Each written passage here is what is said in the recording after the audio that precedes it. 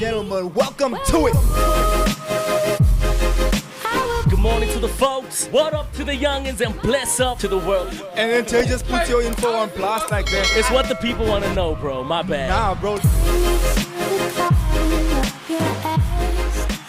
Ladies and gentlemen, welcome to it. It is the Morning Shake with me, your host, Xavier Hendricks, and of course, my co-host, Mr. J. Perry. What's happening, my brother? Happening, broski. Good morning to the folks. What up to the youngins and bless up to the world. It's your boy, J. Paris. We're coming to you live on this beautiful Monday morning from Johannesburg, South Africa. It's the Morning Shake, powered by the Inside Show, and it's one of the best podcasts in the world. Let's go, most definitely. And of course, bro, it is a public holiday today, so we come through to give you an exclusive. Ladies and gentlemen, this is absolutely an exclusive. And of course, our guest today, listen, man, I hit him up and I was like, yo, bro, first of all, let me ask you, are you in SA? And he said, yes, I am. And then I said to him, broski, are you able to pull through on Monday? And he said, yes, I am. And then I said, all right, let's do it. So ladies and gentlemen, please help me welcome J. Catch it, bro. None other than Mr. Sheldon, Tatchell. Let's go. Good. Nice, man. How's it good?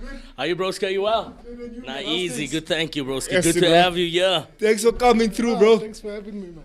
Yes, my bro. It's, when I phoned you, I was like, bro, let me first start off by asking, are you here? Because I know you all over the place, bro. You're traveling, you're doing all these interesting things. But how are you doing? Let's start from the beginning. Good. How's Guys, thanks for having me on the show. Thank you. Bro, you can use the headsets If you want If you to. want to, though, broski. I know If you want to. but you can if you want to. Yes, X doesn't like that vibe. Yeah, nah, man. Hey, bro, it's nice to see you. You look different, man. In a good way. In a good way, of course, way, bro. man. From the last time. Nah, the last time we saw you, I think you were on my father's show. Yeah. And then you came through and you did a show with him. But then last week I hit you up and you were like, now you're around. And you actually remind me, bro, you do know it's a public holiday. Yes. But still, bro, can we do it? And you were like, let's do it. Yeah. So how's things been going on your side? Nah, things been good. Busy as always. You know, especially when you're in business, it's keep on evolving, so you have to always keep up. But it's very interesting. I mean, like, we're in such a nice space right now that things are just working out. So yeah. Bruh, I must be honest with you. Let me start from the beginning, bruh. We obviously know each other for a while. In fact, we were on the camera crew together. Yes, it was probably like maybe even 20 years ago. Yeah, 20 years ago. Yeah, it is. And bruh, just to see your come up, Yeah. and just to see it's for me, it's a proud moment when I walk in Sandton and I walk past that black logo with a guy sitting on the barber chair. I'm like, yo, bro, I know this guy. Yeah. When I walk in Southgate and I see and I walk past your shop, I'm like, I know this guy. And it's for me, it's always something where I can actually see you are actually for the first time ever where I could see somebody coming from, I would say, the Eldos area, as a brown person, coming up on the level that you've come up, bruh. It's absolutely astounding, and it's a proud moment for me. It's a proud moment for a lot of I'm gonna say colored people to see that Sheldon is doing the things. He's doing the things. So big shout out to you, bro. But take us from the beginning of your journey, man. Or maybe Jay, do you want to take this one, bro? Yeah, broski, I echo what Zakes is saying, broski. It's so first and foremost, it's good to have you on the show, broski. We're looking forward to getting some nuggets from you, inspired, bro. And yes, take us from the beginning, broski. For those who might not know who Sheldon is, take us from the beginning. Maybe those moments as well where I'm surprised that you used to cut hair in your mom's bedroom. Yes, out of all places, in your mom's bedroom, bro. Take us through those moments, bro, where it all started and the journey. Going forward, bro. Take us from the boxing days. From the boxing. Because I remember, bro, you were big time into the boxing space. I was also a boxer by profession as well. So I mean, where do I start? I mean, at the age of 13, 14 years old, I basically turned to Barber. And then as you know, and I'm sure you can relate. Like the barbers in our community, they were like superheroes. You understand? They were those guys that we used to look up to. I mean, like I can remember your father driving all the way just to get a haircut by one of the guys, and that was the whole thing about the barber in the community. So he had such superhero powers, and you were like, you know what? One day I want to be like this guy, and yeah, at the age of 14 years old, went out to different barbers in my community and saw what they doing. And trying to mimic that, coming home, learning from what they doing and practicing on school kids and just trying to get the art of fading right. And what happened was that sometimes the guys would chase me away and I'll just return the next week with a bottle of cold as a bribe. And that was the best way for me to learn something I love. And I saw it as one of those things where you know what, if I am able to sell my time, because that's what service is about, selling time and being able to do this, and I have so much time in the day and I'm already doing the maths and I'm like, you know what, if I can charge 20 Rand for a haircut, that's 100 Rand a day and you're doing this at Your age of business 40 mind is years already old, age of 40 calculating, years old. And that was basically a foundation just to get things going. So, so this was 14 years old. Fast forward, I then decided to ask my cousin in El Dorado Park, because he had an internet cafe, and I asked him if I can make use of his stoop. This was around 2011. And he agreed with the condition that I only come on the weekends. And back then I was working at Standard Bank. I just saw this as following a dream that I really love, because barbering is my passion. I started out July 2011. People came out in numbers, and people sit in the cold just to get haircuts. And I always wondered what makes me different. Yeah. What's the main thing? Because it's something that I've seen. I've even seen it when I was cutting hair in my mom's bedroom. I also seen that's people would come week in, week out just to get a haircut. And so you kind of build this client base, yeah. Yeah, and the one thing that I saw that actually made me different, because I went to barbers across the road from me, because Elders contains a lot of barbers. Barbers all over. So I went to go visit these guys and see what they're doing, and that's when I realized that for me it was much more of a relationship building technique. And how I done this was, with each and every customer, I would take notes of the person I'm cutting, the conversation we had, and next time you come sit on my chair again, I would make reference to that same convo again. But because the barbershop is very much like a therapy session also. What ends up happening is the gents come, and especially now when you have 3 chairs, and now the other Owens are waiting, and you'll be surprised. Owens can talk about everything and anything, and then you'll even find to the point where the conversation is so lekker, Owens don't want to leave. They finish cut, but they're still blooming, or they come early on purpose. They know they're waiting. There's 4 Owens in front of them, but they're like, we want to go and bloom anyways, just because it ends up becoming like a bloom spot. It ends up becoming like a therapy session. Owens are talking sports, the son is talking about their relationship issues, the son is talking about all this. But I want to find out from you, okay, so we're still on the journey, right? Yes, bro. At which point do you realize I got something different here from the other Owens? I think it was on the stoop. I think it was there on the stoop, because people stood. I mean, this was around June, July 2011, when people were waiting in the cold just to get a haircut. You understand? That's like. But what was making that so different from going like to the other O? No, it was that relationship thing.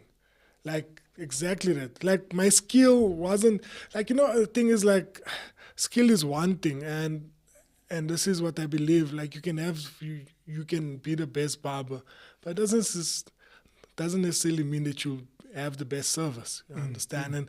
And that's exactly what I've seen.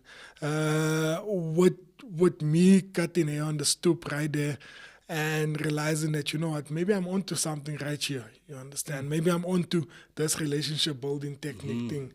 And kept people coming back. As opposed to just the fade technique, because I'm pretty sure there's other Owens. I mean, I've had this conversation before, and I was trying to find your formula, because I thought the same thing. Man, I know there's Owens that get start the fade probably better than Sheldon. Yeah. But how's Sheldon pulling that thing off on this level? Bro. And what you say now? Yeah, but I think it's definitely the one thing that stands out for me is definitely the fact that you took down those notes. Yeah. Those notes, I mean, imagine you cutting someone's hair and someone speaking about something specific, and you take down those notes, and maybe you didn't have a few answers in that moment, but you actually go and do research after that, which I'm sure was the case. Get back, pick up the conversation. It's like, wow, the attention to detail is immaculate. Yeah. And I'm sure that's definitely, that was the driving force. But now we just take us through the journey, bro. It's the bed, your mom's bedroom, then the stoop, or the stoop, then your mom's bedroom. The bed, then the stoop. The bedroom, then the stoop. So you're going in your mother's bedroom. in a private space. What were you looking for? Were you looking for that clean aesthetic? You were looking for like, okay, a room is at least a place where it's comfortable, it's cozy, it's nice, it's clean. What were you actually going for? I mean, like, you didn't have options back then. I mean, like, you're growing up in a flat, and it's like you don't have much options. Also, it wasn't like, hey, I'm doing this because I want. It was just like, hey, bro, I'm doing this because it's the only space I have. Nah, bro, and mom's bedrooms, it's just specific anointing in there, bro, that can propel you. But what area did you grow up in? Yaldos. In Yaldos. In Yaldos Extension 4, at the flats, right across the Catholic Church, right next to Jerengraad. So that's exactly where I grew up. Do you still have that house, or did you sell it by now? No, it's still there. The flat is still there, but who's parents living have there moved out. Yeah, parents have moved out. Yeah. But I mean, do you guys still own that flat? Yeah, we still own the flat. Yeah. So you're just renting it. Yeah. So because you know what, I always think about it this way, bro.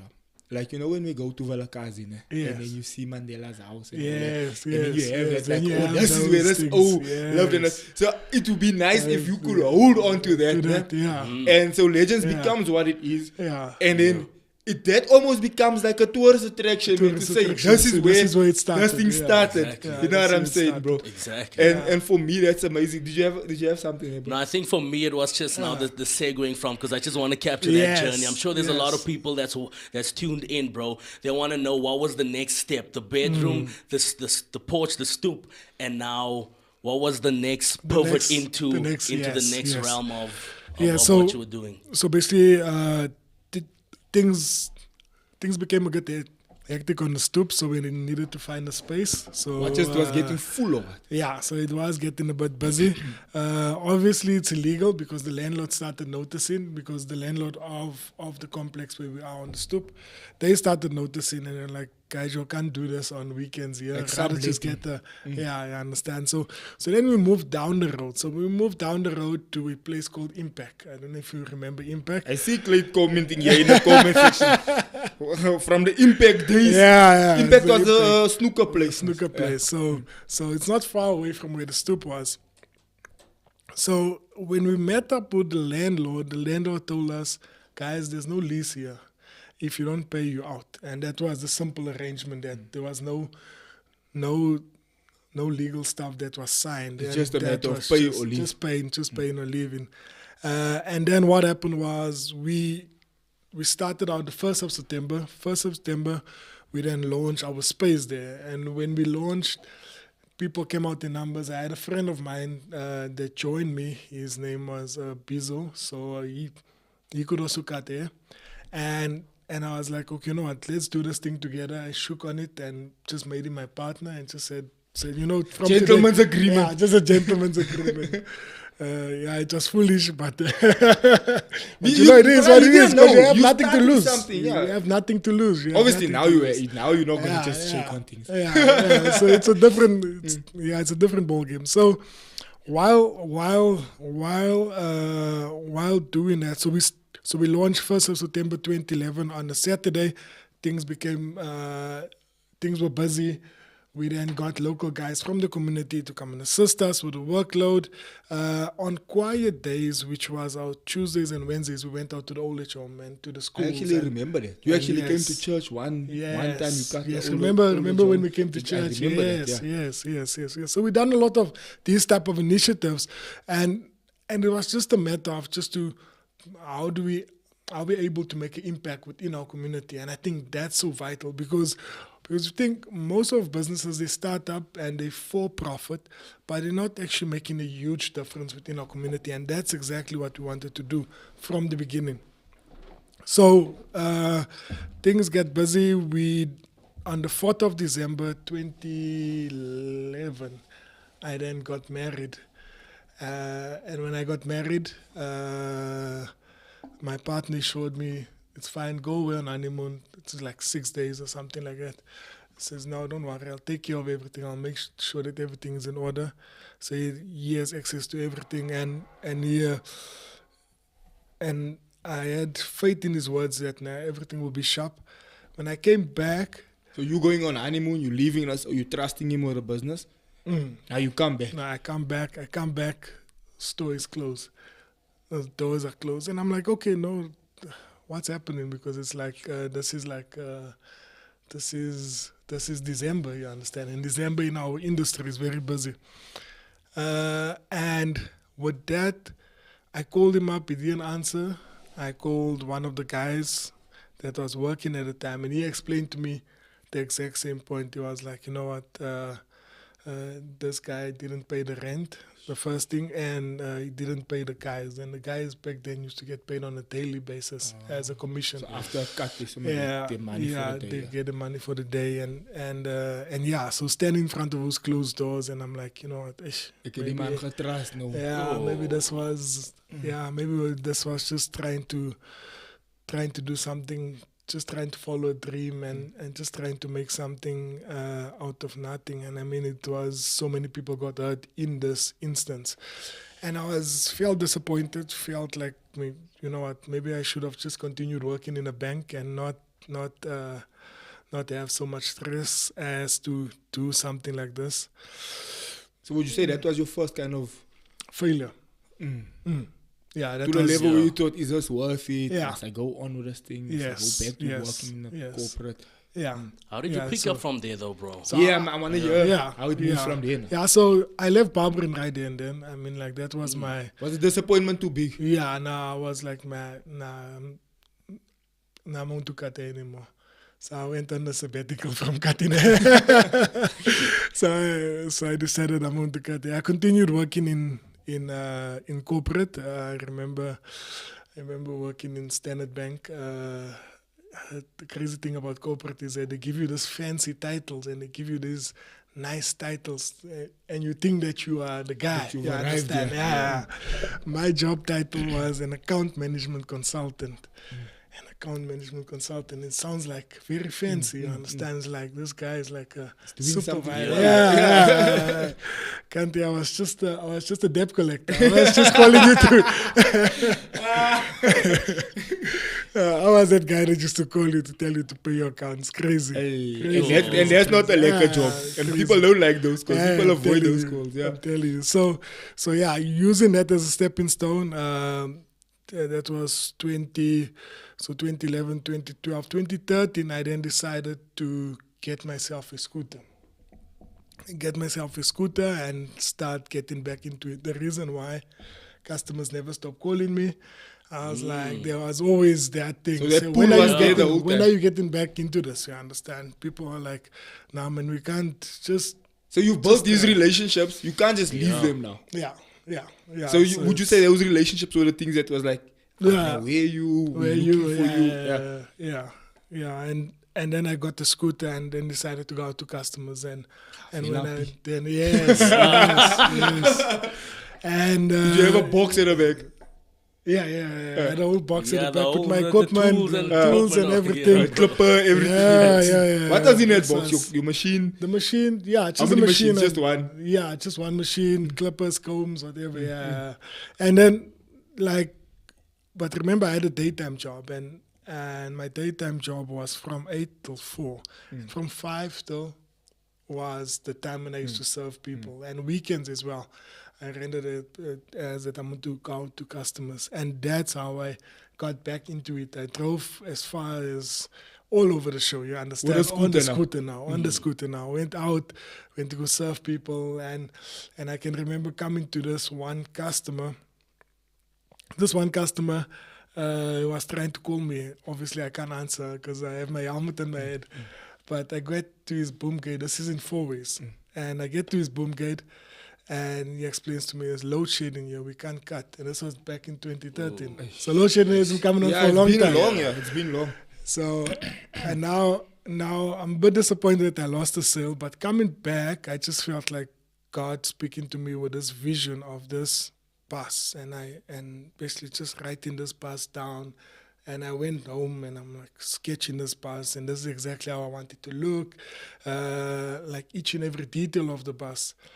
Obviously, I don't have money, but I just had the bus came from that moment, bro. The of bus like came from load that shedding and So so driving on, back from this client, I came to your house to come see that. The bus was a thing. Yes. But anyway, so now you're driving back. God is giving you this vision to say, okay, right, start the bus. Make it so, put a chair in it, put the mirrors in it. Make it nice. Take us from there now. So that bus, so I just wrote it down, you understand? And the crazy thing is this, is that I pitched it to so many people. Obviously, I'm cutting top ovens, you understand? Like the customers that I'm cutting, we're all businessmen, and so you're hoping to get some hoping financial... to get something from them, you Yeah, understand? Pitching to them, say, here's the idea. What do you think about this? You understand? Say, oh, this is quiet. This is nice. Who's you willing to invest? Say, nah, it's not for me. You understand? It was always that thing. Yeah, you just trying to check yes. who's going to jump on you. Yeah, I understand. And nobody believed in it. And I think it was a blessing in disguise. Exactly 5 years later, 5 years after 2013, after I had that vision, 5 years later, September, 5 years later, 2017, I then launched the bus. And the bus was basically the first mobile van to ever be in South Africa, like the first. You still have mobile it, Barber, yeah. It's a nice bus, bro. So we still have the bus, yeah. So that's a nice bus. I remember I was visiting a friend of mine in what's that place called? They're off Maritzburg. Yes. What is it? Florida. Not Florida, man. Bosmont. Yeah. Yes. I was visiting a friend in Bosmont. So I'm standing outside and I see this bus passing. I'm like, hey man, I know this bus. Then I see it pulling in across the road. I'm like, how does Sheldon stay here? So I walked across and I went in there. I'm like, how bro, you stay here? You're like, yeah. I'm like, whoa, nice sort of bus going past. And then I went in there. And then I asked you, bro, open here for me. For me. I went in. Hey, bro. No, I remember thinking, that's my next vision. Yeah. That's my next vision. Yeah. That's my knows what is it. So how did you end up? Did you end up just financing it on your own then? Or? Yeah. So obviously during that time, so the following year, 2013, so the following year, I then launched the business, and when I launched the business this time, decided to go on it at my own, just regaining the trust of the guys that was working there, and decided to launch on the 26th of July 2014. The following week, I then tendered my resignation at the bank, and my manager laughing at me because I told him I'm going to become a full-time barber, and him not believing in me. But yeah, that's exactly. Have you ever seen him since? No, I haven't seen him since.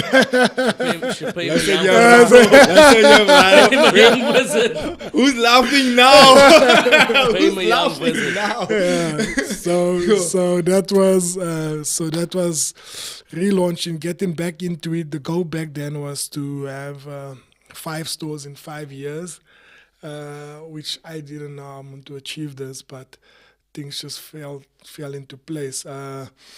We then managed to till this day we have opened about 70 stores in 5 different countries. Come on, that definitely deserves it. But I actually want to get to that point. Yeah. Right, because can I ask something, bro? While you getting there, just a little bit of a sidetrack. Yes. Bro. I believe that in your space and in your industry, you and I say this with all respect, bro, you definitely at the pinnacle, at like the highest echelon in your space. Who does someone like a Sheldon look up to? Nah, that's a big one, because I think you are. I think you're sitting on the top of that. In your industry, you probably now on the highest echelon. Yeah, I mean, probably even worldwide, especially for what we. I think thanks for that. I mean, that's definitely a compliment. And looking at where we are, who do I look up to? There's so many people. There's so many people that I look up to. There's people that I get and I draw inspiration from. Even if it's not in that industry. Even if it's not in the industry. I mean, there's people that I communicate with on a daily basis just to gain some insights from them, to gain some wisdom. Because you know, the most difficult thing that you can do is to think that you have arrived. And most of us, we think that we have arrived. So, for example, like if you look at Legends was the top barber in Yaldos. And moving from the top barber in Yaldos, our second store was in Florida. And from there, now you think that you are now that guy. You have two stores now, understand, different areas like now. There's no coin. Then you go to a different location and you're like, you know what, I'm in Hatfield, I'm in Soweto, you understand? And it's like you build this type of thing. And it's, I would say that the one thing that you can never do is think that you have made it, because there's always the next. But how do you stay humble though? Because faith. Yeah. Because, bro, it's easy to, especially where you are now, it's easy to get to the point where, and I actually wanted to mention this.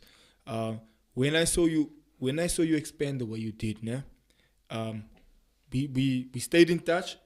And I thought, I wonder if this man gonna answer my call. I don't know, bro. I was just thinking, hey, I wonder what he was gonna answer. Probably somewhere else. And you replied, and I actually thought about it. I thought, you didn't just still away. Yeah. You just still Sheldon, bro. Yeah. Even though you achieving all these amazing achievements, Come on. you still so humble. You still just one of the gents, but you on a different level. And what would you say, because you brought it up now, and I want to ask you this because I thought about it even leading up to this interview.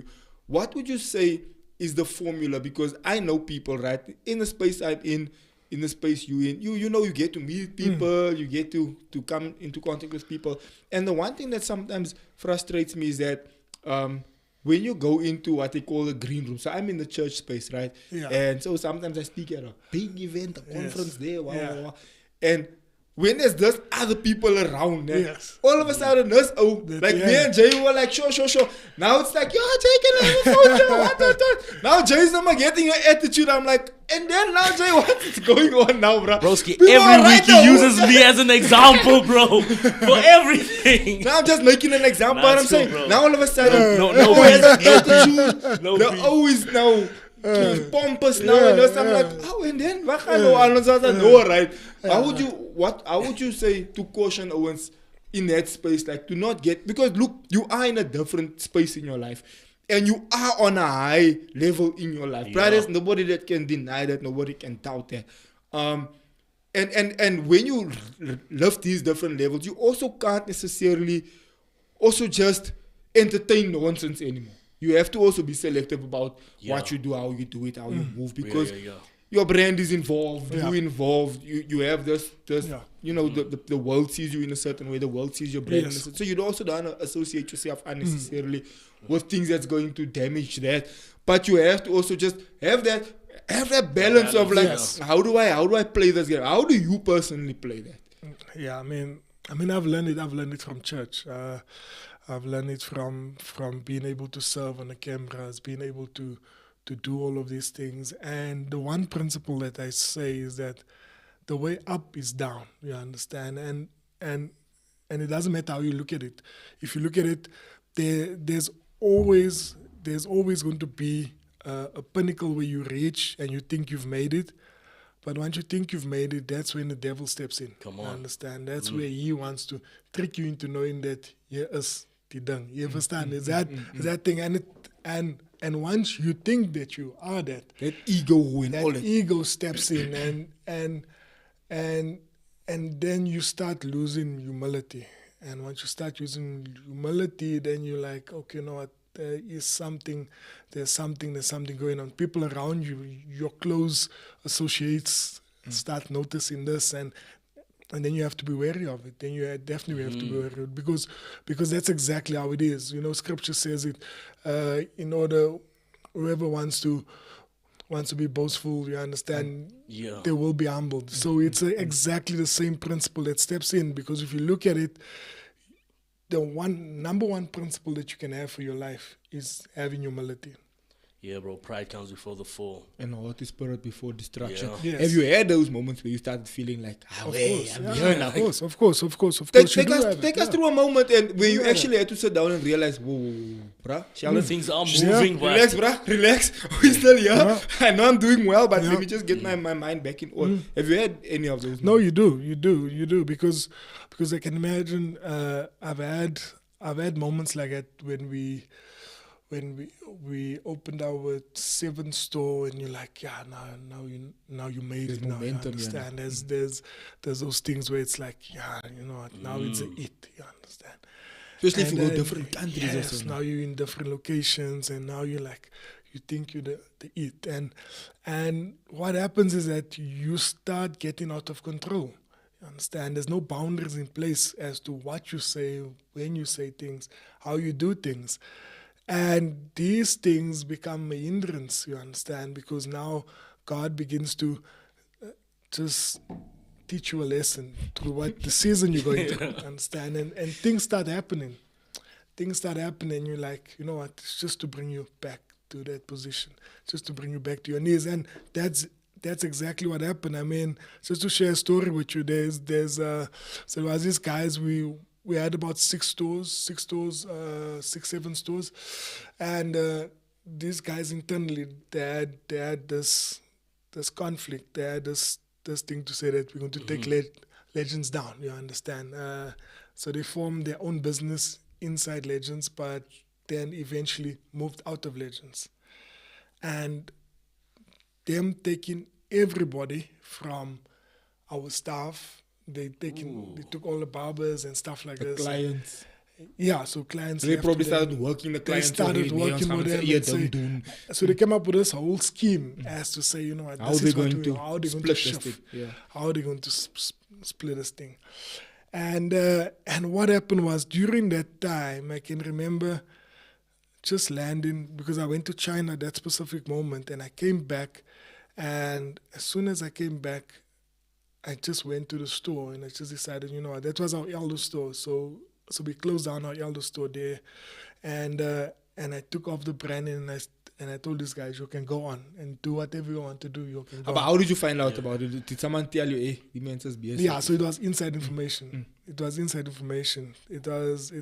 But did you know it? Did you see it coming for a while? Could you see attitudes changing? Yeah, Mm. yeah. You could definitely see things are becoming different, because the way the guys are communicating, the way that they're doing things is not right. You understand? And the respect it's is starting to that shift and all this. things are just different, and then you get to a position where you're closing down shops, and now you never used to cut hair anymore. Now you go back into the store just to go and help to cut hair, and actually bringing you grounded and say, you know what, okay, you know what, now That's big now I'm CEO. yes, No moet je now- weer arrest. now I must go back to to square one.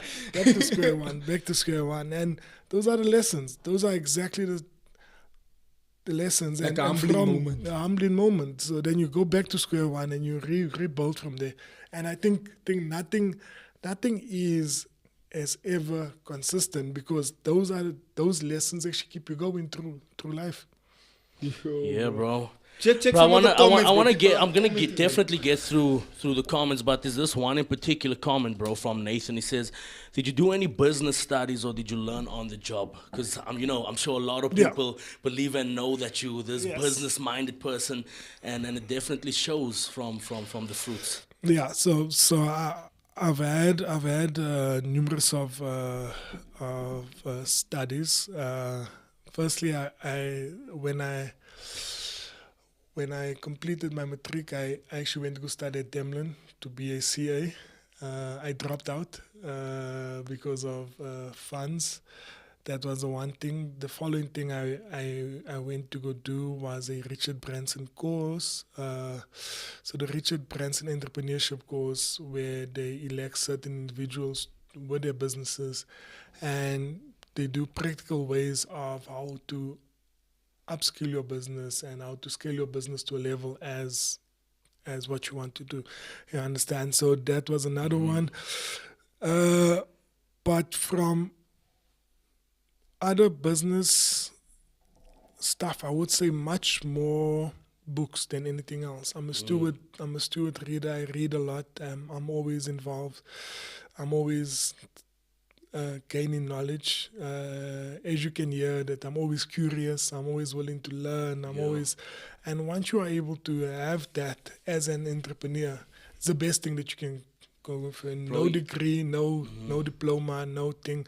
Because it's just learning, constant learning. You have to wake up each and every day and say, there is something new that somebody's evolving. Look, we're sitting in the age of AI right now that's taking over the whole universe. So how do you what does the next 10 or 20 years look like, bro? But what's the importance? Because I know that you actually went to China, bro, just to learn about the industry. That's it. And to come back and implement. Yeah, so... Bro, what did you learn there? What's the... How was that experience? I think very, yeah, I mean, like, when you're in a place where you're out of your comfort zone and you realize that you're not doing enough, that's exactly to sum it up, because the Chinese work a lot, you understand? I mean, and I visited this one factory, and when I visited this one factory, it was like 8 o'clock at night. It's crazy. And they're still working. They're still working. And I asked the one guy that was taking us around, I asked him, why do you all work so much? He says, no, we have this thing called 996. So 996 is the China's working from 9 in the morning till 9 at night, 6 days a week. So you can Google it, it's a standard. And that particular thing is like implemented throughout China. And that's the reason why the production levels are so high. That's the reason why they're able to think and do things on a higher scale. Because if they export country and most of the things that we consume are from them. And learning from that just puts you in a position where, you know what, I need to pull out my socks. I need to do something. I need to be able to do something beyond what I am. You understand? Because because most of the time we think that exactly to that point is that we've made it, we've arrived. But when you start learning from other people and you start gaining knowledge from these guys, and it's like, you know what, we need to do some stuff. Got some work here. And here's the thing. I want to ask you a balanced question, right? Because work is good. Traveling is good. All these things are nice. But there's this balance where you have your wife and your kids. How do you balance that? Because you're a successful businessman. You're moving, you're traveling. You're opening stores around the world. How do you balance that moment of, hey, ek het nog 'n vrou en kinders? Yeah. Because you can be a public success and a private failure. Of course. How do you balance that? Of course. That's so vital. That's so vital. And I think that's where prioritization comes in. It's just putting them above the table and say, you know what, they still come first, no matter what. And you have to be able to vocalize it. You have to be able to take action on that, because most of the time the biggest thing that can get you down as an entrepreneur is not your business, but it's your relationship in your home. And that's the biggest thing. And the one thing that I've managed to do is basically just to have anything synergized. You understand? So my wife is working with me, so we see each other often. I was just gonna ask you that. Is she there now? Yeah, so she's working in the company, so that's really good. We have a nanny that at least just takes care of the kids, and we do make time for holidays, for vacations, just to be alone time. Yeah. So we do that, bro. Yeah, broski. I want to find this out, bro. Not to make this interview or this question uncomfortable, bro. I'm sure along the voyage, along the journey, there's been a lot of haters, bro. And there's also this young bit of a dumb stigma that, you know, people at Legends can't cut hair. It's mainly that, you know, the black powder they use that makes the hair look good. There's that stigma. How do you respond to that, bro? And I'm sure there's been a lot of other hateful comments that has come forth. There's definitely been a lot of things. I mean, people do have a freedom of speech, and you can't take it away from them. You can't take it away from them. They're going to say what they're going to say. What they're going to say. But the one thing I would just like to say is that when you're saying these things, you're actually advertising us. You're actually making us more popular than what we are. And it's crazy because Legends won't talk about other people like that. You understand? We actually invite people into our space. We are more accommodating in terms of if you want to learn a certain skill, you can come to our training centers. If you want to do certain stuff, you can come join us. So you actually just think about logically. You understand? If you want to become a barber, if you want to upskill yourself, we are willing to avail that platform for you. We are willing to show you how to do things. We're willing to show you how the legends build success. And why not, bro? You've achieved it on that level. Bro, if I'm looking for inspiration in that space, that's the first person I'm coming to. I'm like, bro, how did you do this? Let me be your biggest rival in this industry. Let me also start up my own thing, but you must help me to achieve this level. And I'm pretty sure you're not gonna feel like, why not? Why not? But you see, that's exactly what's been happening in our communities, and there's the reason why our communities are not progressive. Because most of the time, when we see the next person succeed, we always look for something to say negative about them instead of something positive. And if you look at what are the positives from that particular situation, doesn't matter who it is. You understand?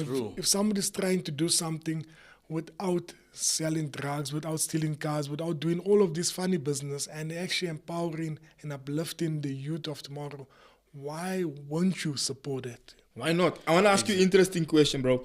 Can you describe a time, right, when you took a big risk and you weren't sure if it was going to work? Yeah. And at somehow, somewhere, it paid off, right? You were like, yo,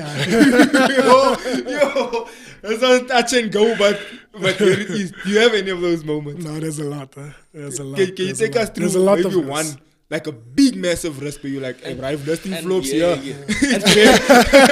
take us through both sides, bro. The one that made it through, and then the one that might have not, because I'm sure, again, there's a lot of people watching that knows you get those bumps that don't work, bro. The road. And they say out of 10 failures there'll be one success, but then that one is the one that works.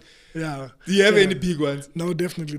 That's actually a very good question, and it's crazy because I'm doing the same exercise right now. I'm actually venturing into something else.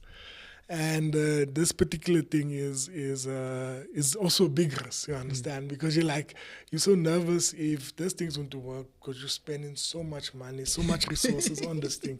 Yeah. And you're like, you see, and I think that's the most exciting thing about entrepreneurship. It's not the same. It's always evolving. And just because you have a name now doesn't mean it's gonna work. Doesn't mean.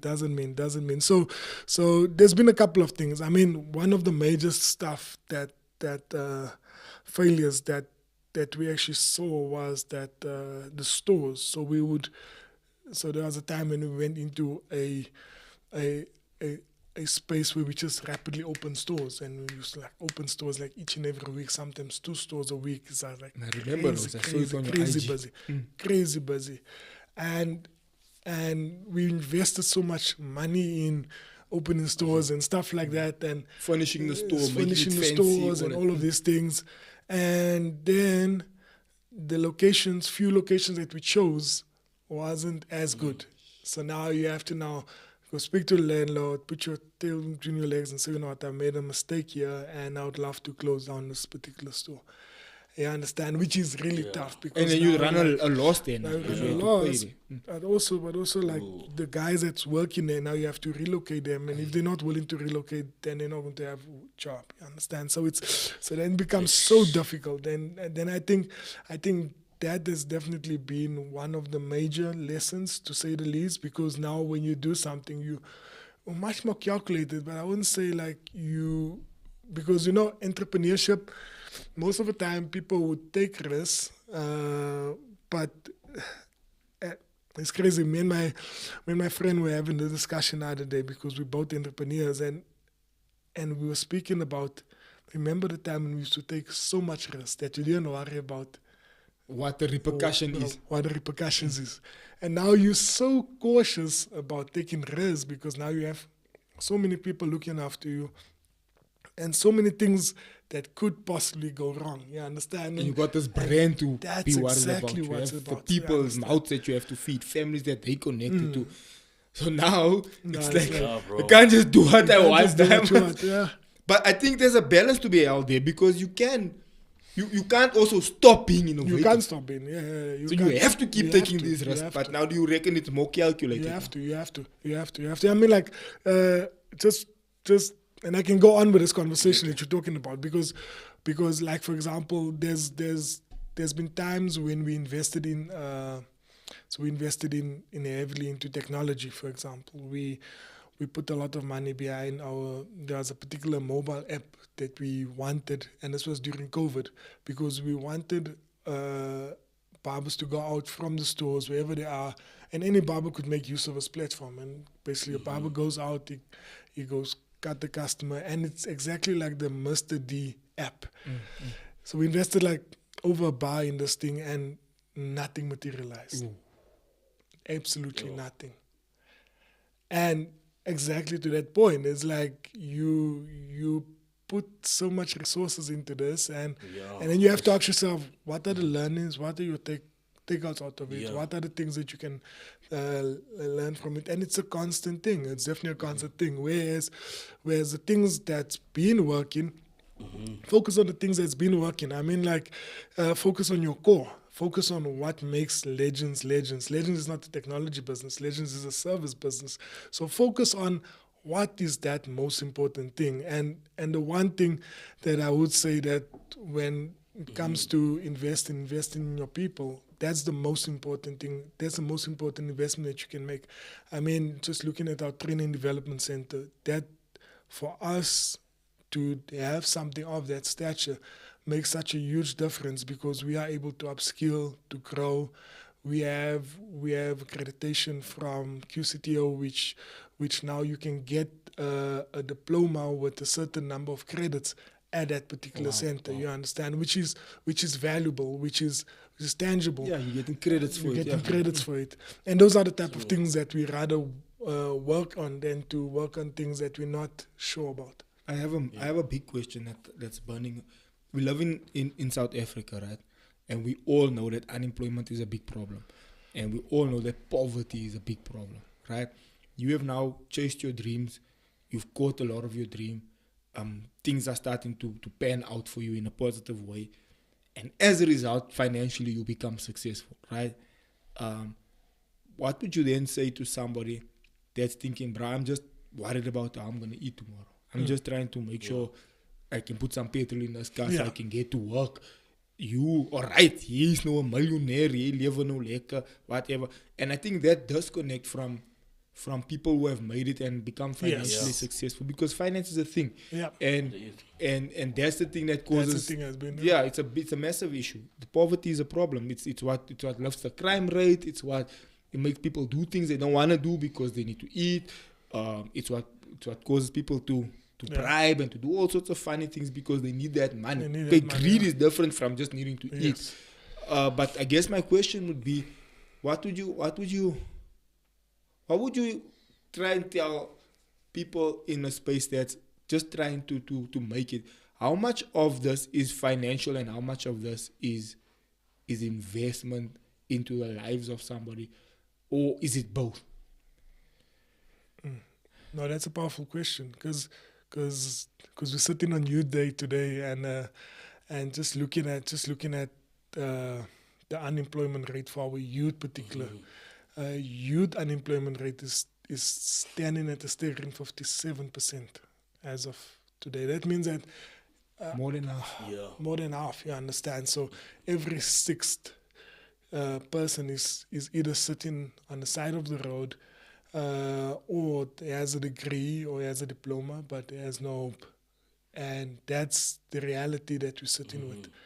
And looking at this, I think it's so disheartening just to be able to realize that we're living in a situation right now where we as people who are able to contribute to the lives of people can actually make that difference.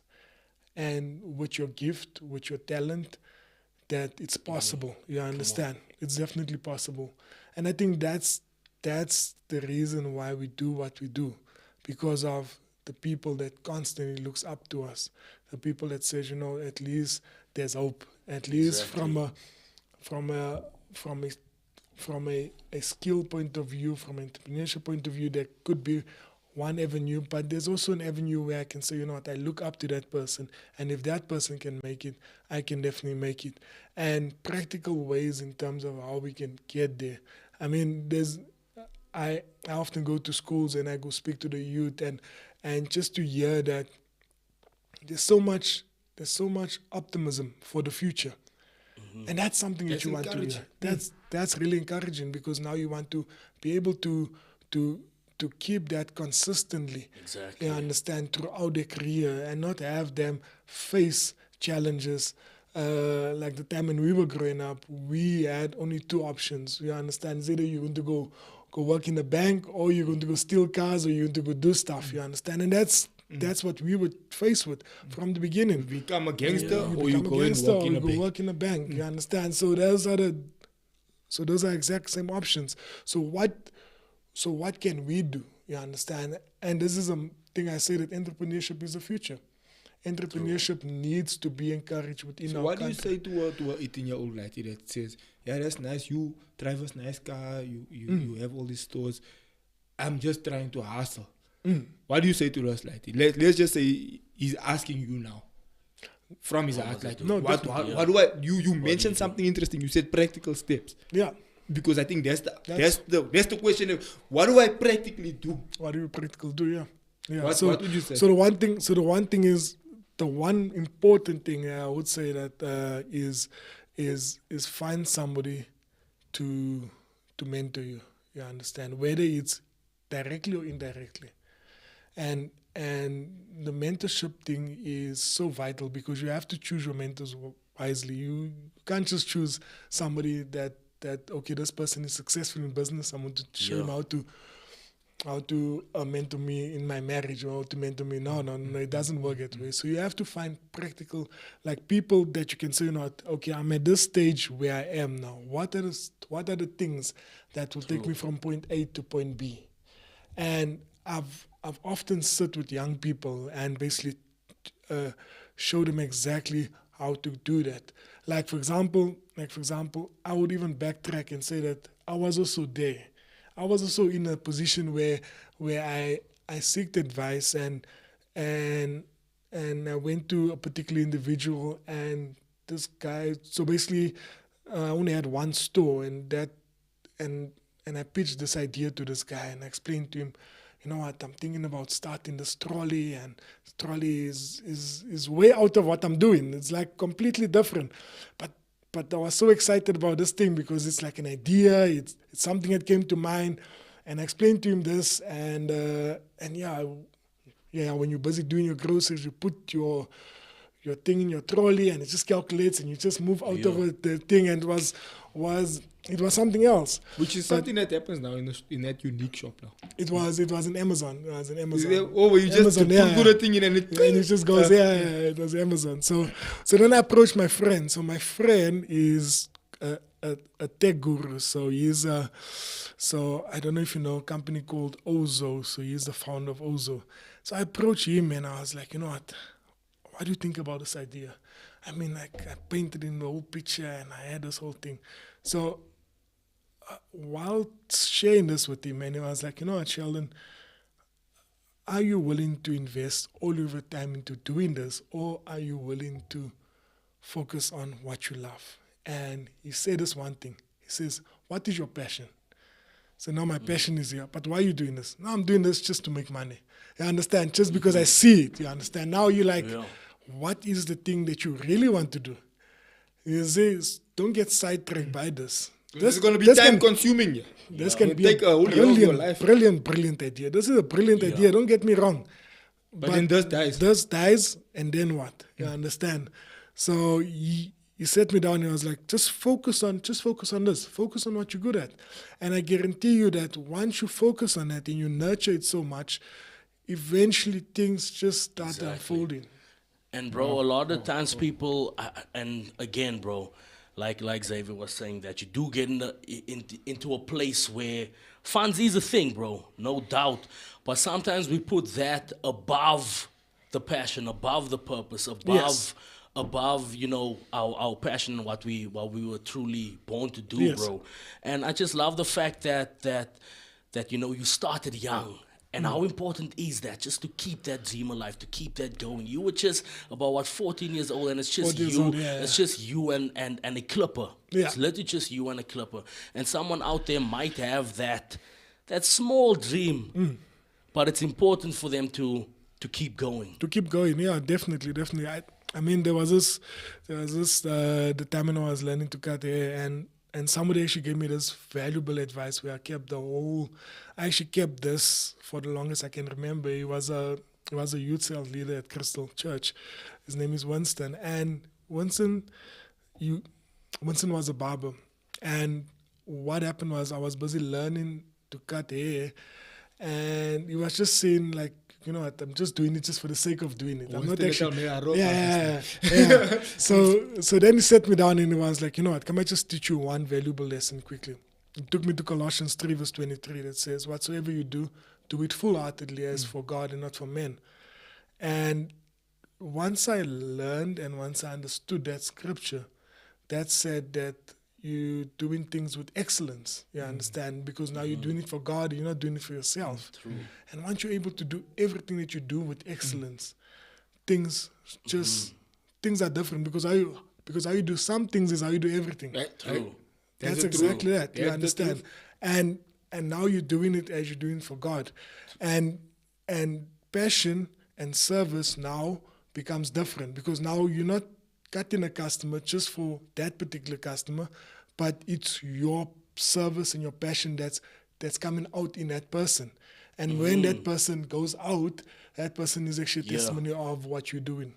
And I know one of your other favorite scriptures is, if you're faithful in the little. Yes. And that's how you grew your business. When people ask, how did it keep on growing to the next level? And it's just being faithful in the little, and God will bless that, and He'll propel you to great responsibilities. And that's so important. And I think most of people, we look at the big things.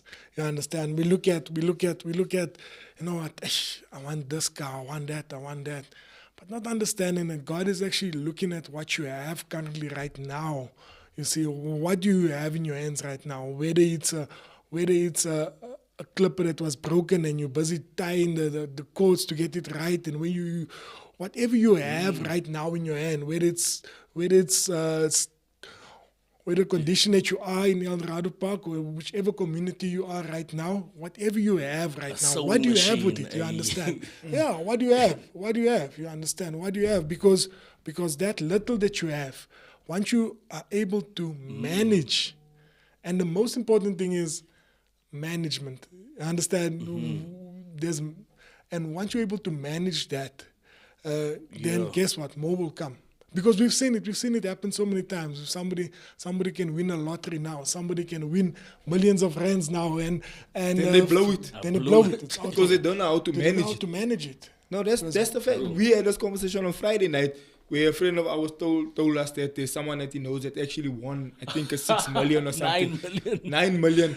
And everybody's talking about must hear the voice note, bro, man. No, bro, don't expose my bad. No, I wouldn't do that, Don't bro. expose the people. I wouldn't do that. But I'm they're just looking kidding. to buy like a 4 million rand Range Rover. But I'm thinking, does those people understand that And that's their top priority, bro. The first like, thing. You can't, 9 million won't last you forever. Especially not if you're buying a 4 million rand car. Yeah. It's half of your 9 million is gone. It's gone. And then you must manage it, then you must service it, then you must do all those things before you know it, your 9 million is gone. And the mindset behind it is like, it doesn't make sense. So, but the thing is, you take someone like Sheldon that built his business, that bought a scooter, that visited clients, that got disappointed.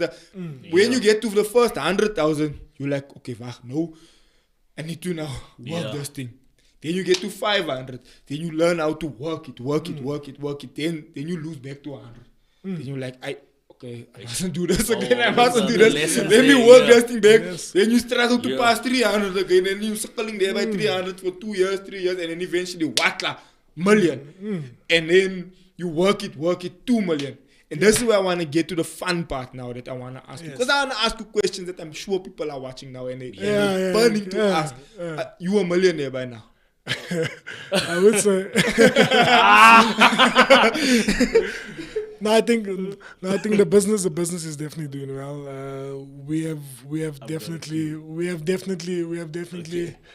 definitely surpassed many expectations of millions, and which is really fortunate. Which is really fortunate to see that a barbershop is able to do this. Yeah. Light from extension 4 flats. Yes. Another cue, bro. Who's your favorite celebrity to cut? I know you were good friends with the late great Ricky. Yes. Rick. Yeah, you guys were friends. You guys were close, no? Yeah, we Close were friends. close. We were very close. Yeah. Who's your favorite, bro? Or who has been your favorite? I mean, for me, I'm always. There's a couple of them, and That's the one. That's not. Give us the top. We were watching the interview. Why didn't you say me? there's a couple of Send them. the message after. Oh, you didn't mention me. Yeah, no, but the one guy that I really enjoy much is Nasty C, and his journey that he's been through, and just looking at where he's gone through, of course, in terms of his journey, and I mean for me, so the time when he came to Joburg for the first time, he actually He's from Durban, must know. Yeah, it's from Durban, and he came, and he was like, you know what, that was the very first haircut that we gave him, and from there it's been consistent, and yeah, man, I mean, he's such a cool kid, so humble, and you can definitely speak with him. So he's a consistent He's customer now. consistent. He's like, yeah, I understand. He's one of those guys that's like just there, you see, and just would love to see the business grow. So he's definitely a cool guy. And I mean, I've really been fortunate to touch the heads of so many people. So many people from a entertainment point of view to international soccer stars, to the biggest celebrities. One person that I was also fortunate enough is like maybe Usher Raymond was also a guy that was also. Did you cut Usher's hair? Usher's hair, yeah. So I cut Usher's hair, and that was, I mean, like, he's a superstar of note, you understand? Yeah, and for him to trust you to cut his hair, it's an honor. Yeah, you see. So, Because you know, haircuts is not something, you don't just trust him. But I you got don't to the just trust. barber, I'm like, Yeah. I don't know, I'm not going to let him cut my hair. yeah. Especially if you have a gig that evening or something. Or taking it's something place, bro. It's important, and you're like, hey, I yo. cannot trust this, or I don't know. Yeah. I have some interesting questions here for you. Yes. This is the round of fun, man. Yeah. A round of fun before we go into the comments, right? If you could know the answer to any question, what would it be? If I could know the answer to Any question in the world. what would it be? It's a deep one. Yeah, it's deep one, huh? If I could know the answer. If you could know the answer to Any question. to any So question. anything that you want to think about, if you could know the answer now. Anything, the deepest, darkest secret, whatever, you just like, I wish I knew. That's. Nah. Yeah, that's powerful. You That's know powerful. the answer to No, make I do. money, no? I do. I think there's a couple of them. And I wish that I would love to know why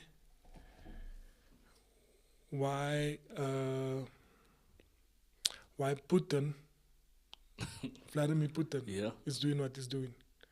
And I'm very inquisitive because there's always two sides to a story. There's always, like, you know, people say that this guy and that guy is right. But if you look at the whole Soviet Union from the beginning, and I've studied, Ukraine was actually part of the whole Soviet Union, and they broke away. They're actually another province in Russia.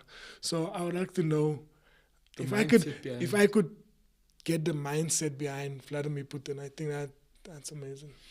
Okay, now you're going. Now let me turn away from that, because now we're going into politics. And that conversation can last another 2 hours. Yeah, let me ask you this one, bro. Yes. I think this is a fun one.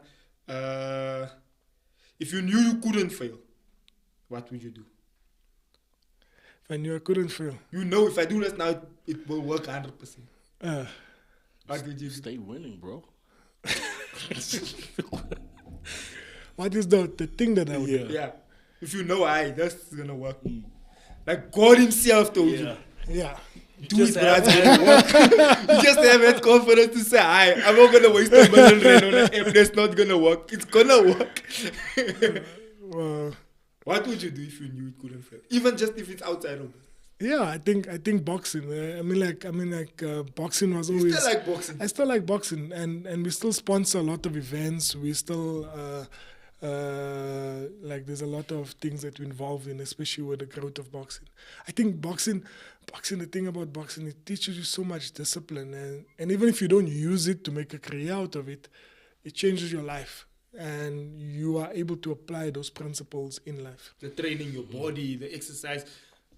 Jake Paul or Mike Tyson? Mike Tyson. Whoa. General Mike Tyson or him to win the fight? In general. Like even for him to win the fight. Win the fight. Win the I'm fight asking as for well. the fight. Yeah, for the fight. Win the fight as well. Yeah. Even if he's older. Yeah. Even if Jake is known to knock people out. Yeah, he'll win the fight. Mike Tyson will still win the fight. Okay. Yeah.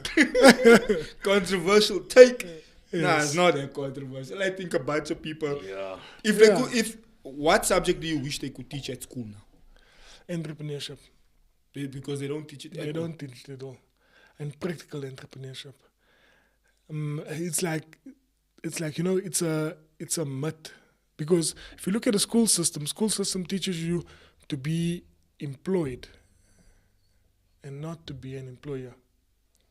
And that's the most difficult thing, to change the mindset of somebody and to change the mindset of our economy. And I've seen this because I travel a lot to African countries, and they wire differently. They wire totally differently. If you go to a place and you're like, entrepreneurship is a norm in our society. It's not something that is far-fetched. We thought to be workers.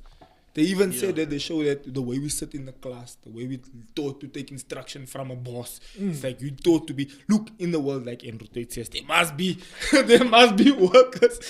How do you feel about Tate? It's very controversial. I feel like it's very controversial, but everyone has an opinion, and everyone has a different perspective. You understand? But do you think there's parts that is on the right track with? No. I mean, like, there's some things that he does say that's true, and you can't beat around. I admire people that actually say what's on their mind. Stick to what they stand for, what stand they believe. for, what What they they say, believe. you And understand? they don't Because flip-flop. They don't flip-flop, and they're not either here or there. You understand? I actually admire that because you get a lot of people who's willing to say nothing and do nothing. Because of fear of getting cancelled, or they just go with the flow because everyone else is going there. So it's there to say, at least this man is standing for what he's standing for. I want to ask you this question. How many shops do you have now? 70, you say? 70, yeah. Where all is your locations? What's your furthest location? I know you went to location Botswana. In Zambia. Did you do Botswana yet? Yes, we have Botswana. Yeah. Did you do Namibia? Yeah, we have Namibia. My wife is from Namibia, you know. Is it? I didn't know, huh? Yeah. She's from Windhoek. That's Where's your shop? nice. In Windhoek? In Windhoek, yeah, in Independence Road. Yeah. Okay, so it's right there. I'm familiar with Windhoek now because I go there all the time. A lot. Yeah, it's a nice place. I drive through Botswana. Where's your shop in Botswana? It's there's 3 locations in Botswana. In Gabs. In Gabs, there's 3 locations: Palapai, Serona, and Hillside Mall. Yeah. Okay, so I pass Gaborone, then I go through that place where the big diamond is. Yes, Mangaung. Yeah, there. Mangaung, Then I go up, and then I take a left. You have That's no a far drive, excuse, bro. That's a far drive, huh? I do, yeah. I take that drive now and then, bro. Now and then I must say. But now I sleep halfway now. Because, hey, bro, I'm not as young as I used to be. First, bro, I was like, let's go. Drive the whole road. Now I'm like, would you buy a private jet? I think I would, purely because of traveling.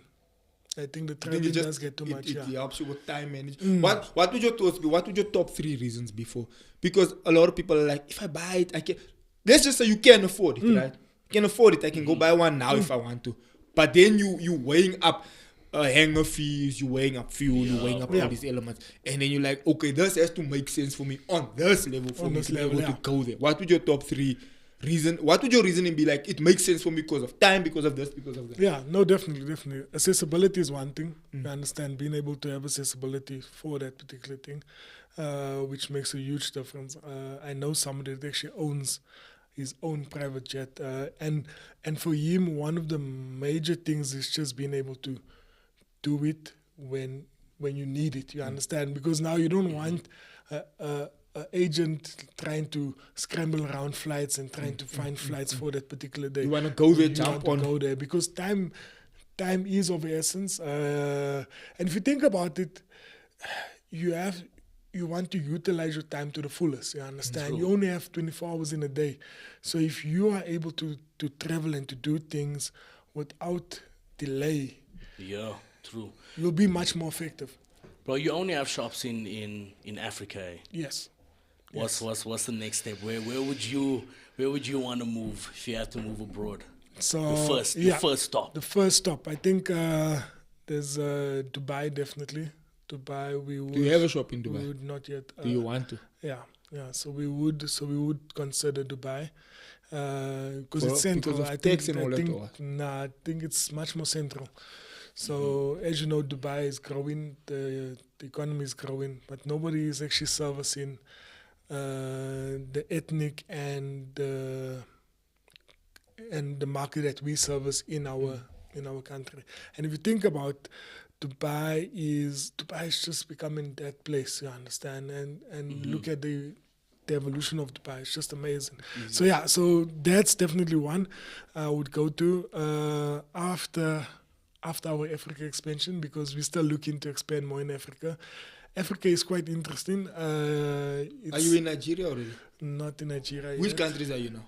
It's Zambia, Namibia, Botswana. Botswana, Lesotho, and South Africa. It's So five countries yeah, at the moment. 5 countries, Yeah, and 70 locations. Yeah. Bro, you know how proud I am when I go into clicks and I see Yeah. your brand, bro. I'm like, yeah. Want to see? What's your thoughts on South African politics before we go?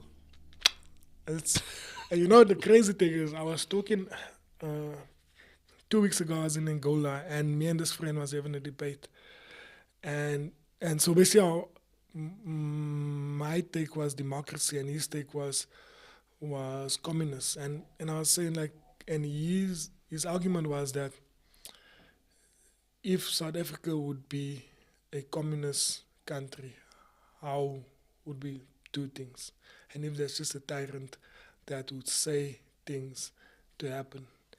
And what he said was so powerful that actually opened my eyes. He said, just take, for example, you're building a bridge.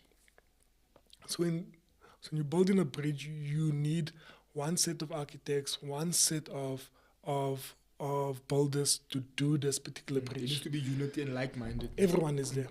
So what happens in the case of democracy is that what happens is that the people, if the bridge is not complete, the next set of people would come in. So basically your next set of builders, architects would come in and now evaluate the bridge and say, you know what, based on this calculation, the bridge is not X and it's supposed to be this, or the bridge is supposed to have X, Y, and Z. And what they would do, they would sometimes maybe break down the bridge or reevaluate, or maybe Change the build it up, direction of the or bridge. change, or you whatever. understand, whatever it is. And he told me, okay, that's democracy, and this is common. And so we were saying that, if you think about it, in South Africa, we face dire challenges.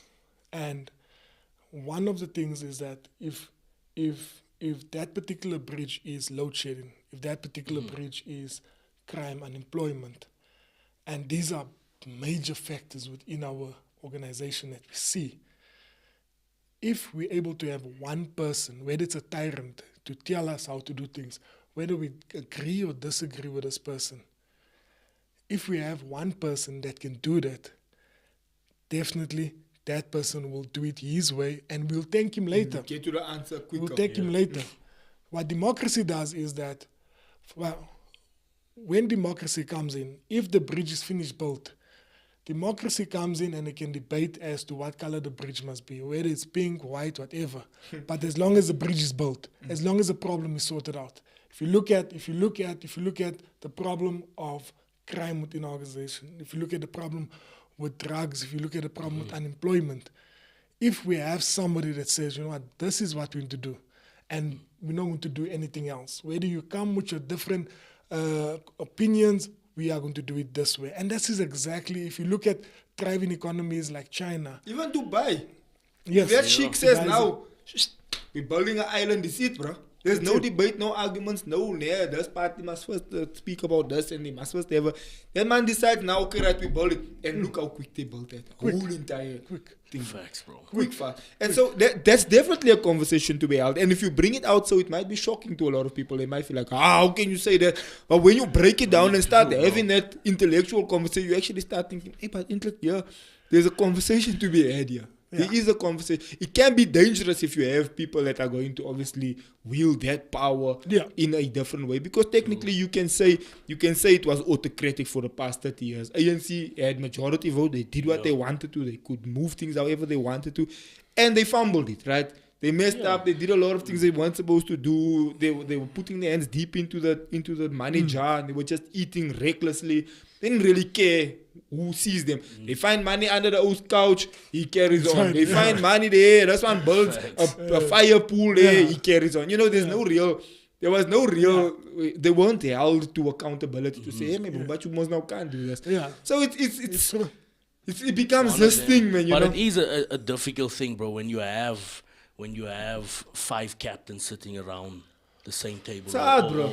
It's hard. Or steering the ship, bro. I mean, it's the same concept or formula when it comes to business, bro. I mean, as much as I'm sure you have a beautiful team that surrounds you, bro. Picture if there was 5 Sheldons here. No, you can't. You can't. You can't, bro. Bro, There's you no way can't. And possible. even in church, it's like that. Yeah. Exactly. This one doesn't want that one doesn't want that. At which point are you going to get momentum, bro? True. You can't, bro. Can't I agree with you 100%. And there's a lot of the frustration that I pick up also, bro. Even in church leadership, it's like, the visionary says we're going this way. Then the son feels, why? Then the son feels, I don't like that. Then the son feels, I don't. It's like, bro, how are we going to get, if you, the conversation we had with a director friend that we have, right, that shoots movies for big production movies. And he said, hey, bro, if the director comes in and says, 1, 2, 3, me as the sound guy, me as the lighting guy, I can't come say, nah, I want it so and so. It's like, yeah, bro. The director said 1, 2, 3, go you on. If the movie fails, the director will take the failure. Yes. If the movie wins, we all win. We all win. You see? We all win. So, and that's so crazy because if you look at what's happening right now, the thing that they're busy forming, it's united government thing. The united thing, and it's going to be so complicated because what happens before, you understand, everything that happened before now has to be changed now again. You understand, and things that's going to be implemented is going to be a different story. It's not going to be a different story. I want to go through some of the comments. Yes, sir, bro. Who did you vote for, bro? You can answer with color. No, I vote for. Are you comfortable to answer? No. I vote for Patricia De Loo. I have a relationship with her, but so it's for good, for party good. I have a relationship with her, and basically we've been talking for a number of times, and I see the values and things that you'd love to do within our communities. You have a store in Cape Town? Yeah, we have stores in Cape Town. Yeah. So what she stands for is definitely positive change within the youth. And the thing about what I've seen is that when she puts her mind to something, she gets it done. Bro, let's go through the comments, bro, before we call it a day. Yeah, bro, there's just a lot of shout-outs here. D-Boy Cody says, good morning, gentlemen. Great to see you, Sheldon. Creflo Jordan says, shout out to Sheldon for changing the narrative. B-Rose says, inspiring. And just a bunch taking place here, broski. We have Marvin saying, good morning, gents. Awesome discussion and interview. One thing I've really been inspired by is this gentleman's partnership and steadfastness with his wife. And then Cindy Lee Markham says, inspiring story. God is so gracious and so faithful. Well done, legends. And there's a question here from Marvin. What was the influence from your parents and or elders regarding business? Did you grow up with both your parents? Yeah. both my parents. The influence from my parents, I would say not much. You take you so long to figure it out. You're like, because they're not. But they were 100% for your grind and your hustle. Yeah, from at a young age. I would say that they supported it at a young age, but it was very hard to convince them that I'm going to make entrepreneurship my career choice. The reason why is that because as parents are, the one thing that you must understand is that they never done business before. My mom was never involved in business. My father tried to do business. He tried to do a couple of things which failed dismally, and based on that failure also he putting it on me, and it's like, no, don't think that is a wise choice to do. Just rather just play it safe. Because he's hurt and he's failures and things. So for example, even when I opened my first store, when I relaunched my first store in Yaldo's, and my dad asked me, what's the rental? And I told him the rental, and he was like, are you crazy? Why you want to give away so much money? You understand? It's just that mindset, the mindset that you wish that could have been changed along the way. And I think we are actually the first generation of people to break that. We are the first generation to say, now, just think about, now you can make a career out of, entrepreneurship was one thing, but now you can make a career out of YouTube. You can make a career out of doing different things. When you started Barbers, bro, nobody would have ever thought, bro, that you can get it to the level you got it to. Nobody. The ones were just cutting hair in the car seat. It was sharp. But bro, I can say that's with a clean, open heart. You were the first that made it professional. Professional to say that I got products, I got a head office, I got a training center. I got all this. Look, I have friends, bro, that have had these dreams and these goals and these visions, even in the barbershop industry. And I got a close friend that you also know that I cut my hair by him, but I've just been cutting my hair for all these years. And he's when it comes to a fade, he's probably the best I've seen when it comes to fade. He's really good, right? And I asked him, bro, do you? And when I sat down with him, he shares these dreams and these goals and stuff with me. And I asked him, have you ever had a conversation with Sheldon? I feel like you guys need to have this conversation, because I feel like you can actually get more done, and maybe you guys should have that conversation, because I think you can actually maybe show him like, hey, bro, you know what? This is what I learned in the game. This is how I came up with it. I really do believe, because he's good and he's also got a lot of contacts in that space. I think he can get to that level, because I know he's had those dreams and goals for a long time. He really wanted to do it on that level. But again, I'll say, bro, you are the first that made it so professional, to the point where when you go into a Clicks, your products are there. When you drive past, when you're in the mall, your shop is there. And it's become a brand, and it's become almost a status brand. I don't know if you did it on like that on purpose, but it's like, I cut my legend. It's like a status. It's like, I'm driving a Benz, or I'm driving a BM, or it's like a status. Did you do that on purpose? Yeah. I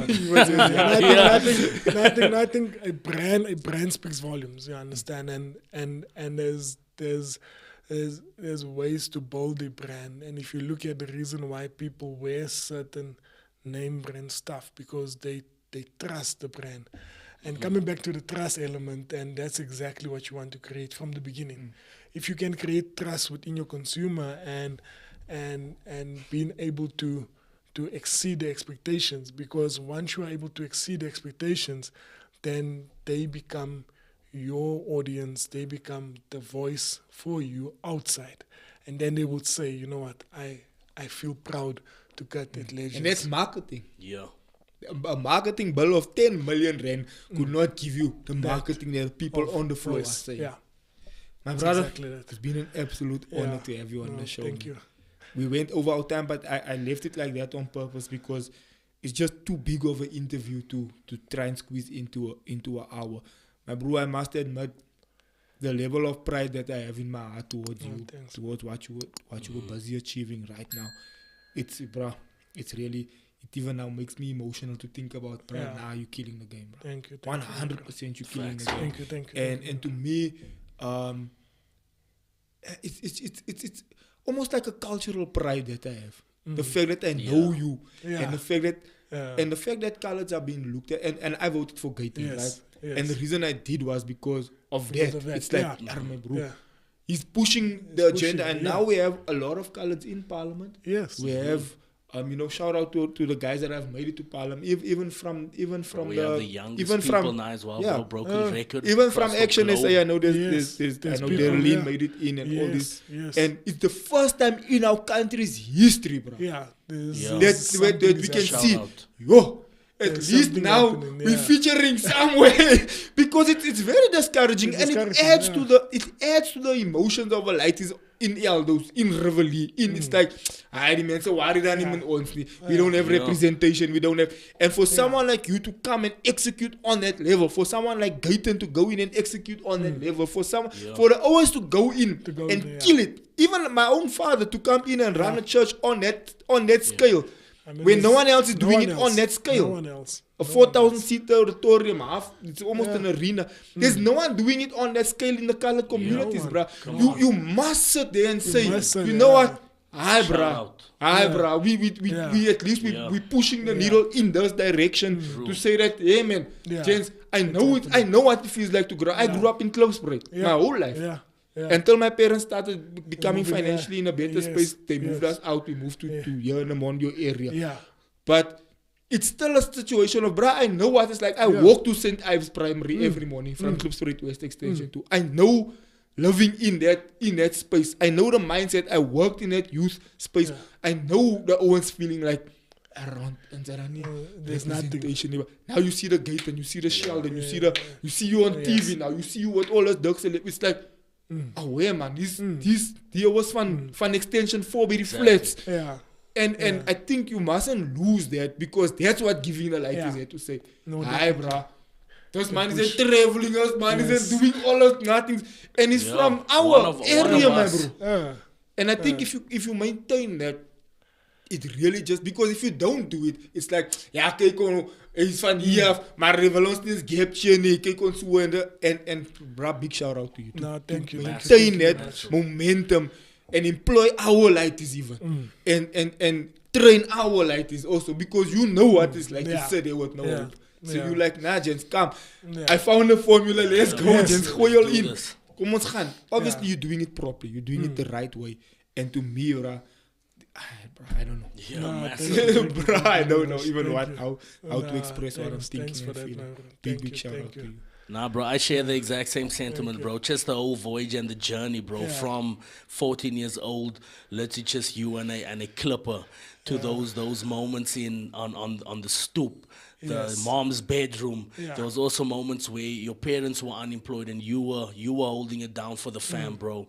To where God has brought you to. It's a massive shout out, bro. And we're rooting for you, we're praying for you, and we believe that you ain't seen nothing yet, bro. God's about to blow your mind, and you're definitely going to go from strength to strength, victory to victory, and glory to glory. And we pray that blessing, that special grace, that special anointing on your life, bro. It's an honor and a privilege. Thank you. Bro, I want to ask you this now, because you mentioned it now.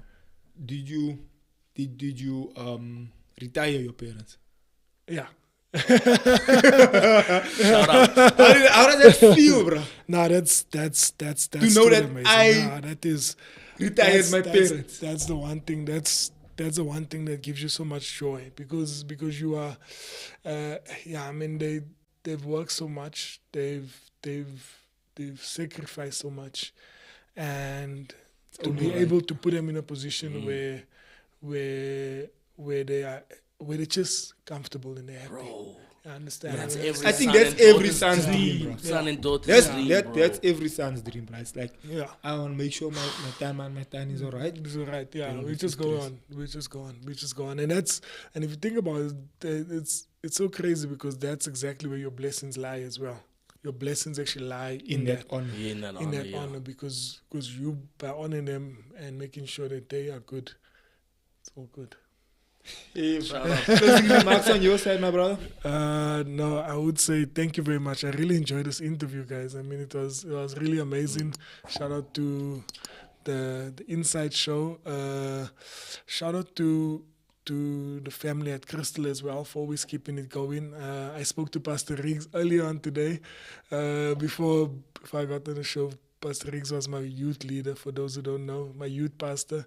And you know, all of these values that because I grew up in church. I was planted here in this particular church. And you know exactly what was instilled from you, understand?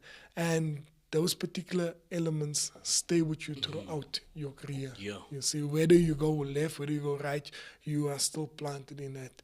And I think it still feels like home to me. Perfect. My brother, it's an honor, it's a privilege. Yeah. I love you. Thank you. Keep pushing, keep moving. Thank you, my brother. Ladies and gentlemen, thank you for watching. That's Sheldon Tatchell, the CEO of Legends Barber. And you guys see him in all the malls, you'll see him all around, and you just had 5 different countries and it's still expanding. So a big shout out. Thank you for everyone that showed your love and support on the show today. We love you. See you on the next one. Goodbye. Good morning, ladies and gentlemen. Welcome to it. Good morning to the folks. What up to the youngins and bless up to the world. And then Tay just put your info on blast like that. It's what the people want to know, bro. My bad. Nah, bro.